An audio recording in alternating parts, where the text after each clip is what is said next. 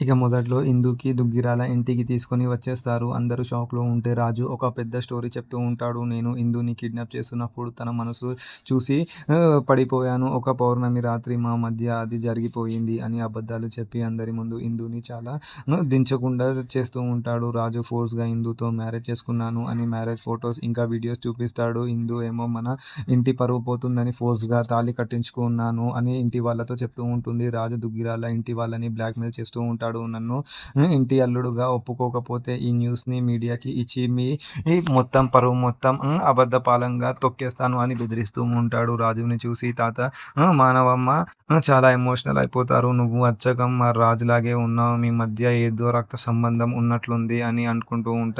రాజు ఏమో నా పేరు రాజు, మా నాన్న పేరు చాలామతి అని అబద్ధం చెప్పి టాపిక్ డైవర్ట్ చేస్తూ ఉంటాడు. రేఖ రాజుని లోపలికి రమ్మంటుంది. కానీ ఒక కండిషన్ పెడుతుంది. సరే నువ్వు ఇంటల్లుడివే కానీ ఇందుకి విడాకులు ఇవ్వడానికి నువ్వు సిద్ధంగా ఉన్నావా అని అడుగుతూ ఉంటుంది. రాజు రియాక్షన్ చూడాలి మన నెక్స్ట్ ఎపిసోడ్‌లో. Thank you.